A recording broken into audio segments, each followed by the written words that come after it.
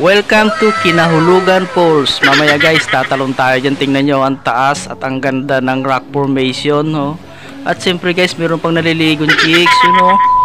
So ayun na nga guys, for today's video ay siyempre ipapasyal ko na naman kayo sa sikat na falls. At siyempre yan ang tinatawag na Kinahulugan Falls, yun no. Sa pangalang pa lang mahuhulog ka na talaga. Grabe. At matatagpuan lang yan dito sa bayan ng Lagunoy, Camarines Sur. Napakadali lang pala ito guys mahanap, kasi pagdating mo ng Lagunoy ay magtanong-tanong ka lang kung saan papunta ang presentasyon o karamuan. Kasi ang way na yan ay madadaanan mo ang barangay Kinahulugan. Kaya pag nakarating ka na sa barangay na yan, sigurado ay may excite ka na, promise. Dito mo na makikita ang napakagandang falls na ang pangalan katulad ng barangay nila. Yan ang Kinahulugan Falls. So ayun na nga guys, nandito na tayo. So pag nakita nyo ang mga bahay-bahay na to ay dire-diretso lang po tayo kasi ang layo lang nito sa falls, siguro mga 30 meters lang naman. At siyempre guys, napakabait ng mga tao dito, mga palakaibigan. Kaya nga guys, napakaswerte ng mga tao dito. At siyempre yung barangay nila, kasi meron silang napagkakakitaan na gawa ng kalikasan. At isa rin to guys sa tourist attraction at tourist destination. Kaya nga maraming nadayo dito mga kabataan at galing pa yan sa iba't ibang lugar. At ito na nga guys, kung sakali pala napupunta kayo dito ay mas maganda magmotor na lang kayo kasi hindi makakadaan dito ang 4 wheels. Pwede naman 4 wheels kaso ipaparking nyo yan sa may highway. At ito na nga guys, excited na akong makita ang ganda ng Kinahulugan Falls. So second time ko na pala nakapunta dito guys after 10 years. Kaya ngayon ko na naman makikita ang pagkakaiba, ang ganda ng Kinahulugan Falls. So ito na nga guys, nandito na tayo. Kaya pagpunta nyo dito makikita nyo yung mga nakalitaw na bato. Grabe guys, so imagine nyo, siguro hindi naman yata malakas ang baha dito kung tag-ulan. Kasi kung mapupuntahan nyo to sa personal, malapit lang to sa kabahayan. Tingnan nyo guys, oh.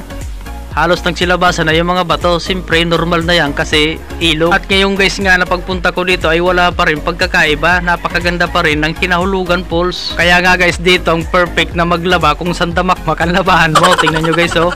Marami naglalaba. Ito na nga guys, oh, kung makikita nyo, linaw ng tubig, oh. Napakaganda talaga ng kalikasan. At siyempre guys, ingat-ingat lang sa paghakbang sa mga batuhan. Baka kayo matisod, delikado. At ito na nga guys, pag siniswerte nga talaga, meron na naman akong natatanaw na naliligo. You know, siguro mga estudyante yon. Tara, puntahan natin guys.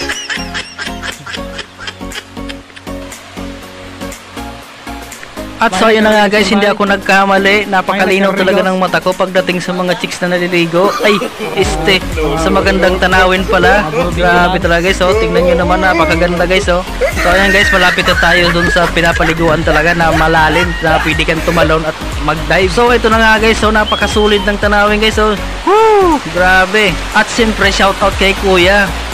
Siya kasi ang nagsabi sa akin na meron daw naliligo daw. Kaya tara na, puntahan natin. Siyempre joke lang yan guys ha. Pero siyempre meron naman talagang naliligo. At siyempre ang pake natin dito ay ipakita yung ganda ng Kinahulugan Falls. Pag may lumot, talaga pakakayo mo dyan.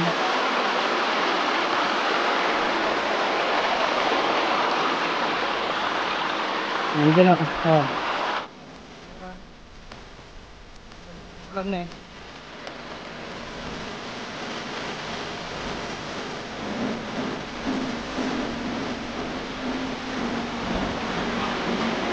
Hanggang so may nag-Carregos. Hello. So may nag-Carregos. Hello.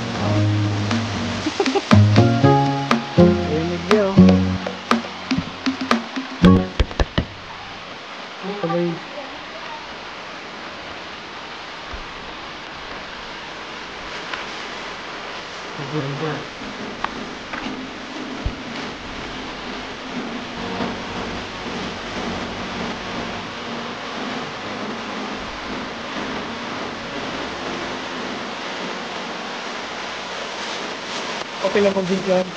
Nagkararigot dyan.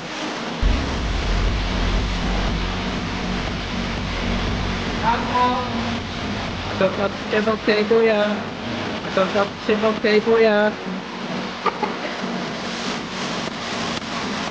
May pili pa galing yun. May ganun nakakulog na.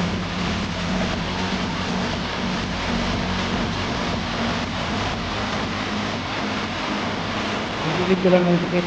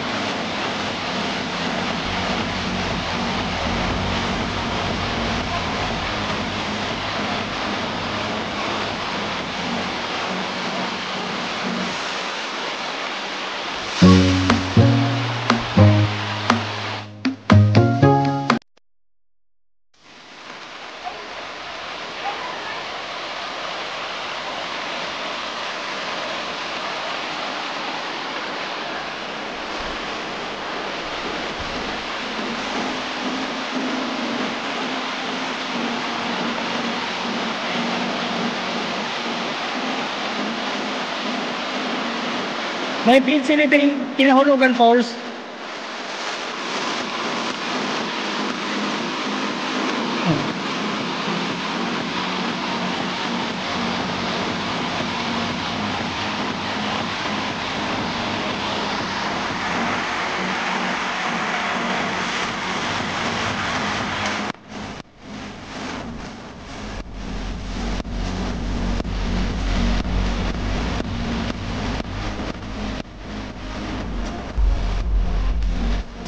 Yeah, you got that yummy, yum, that yummy, yum, that yum,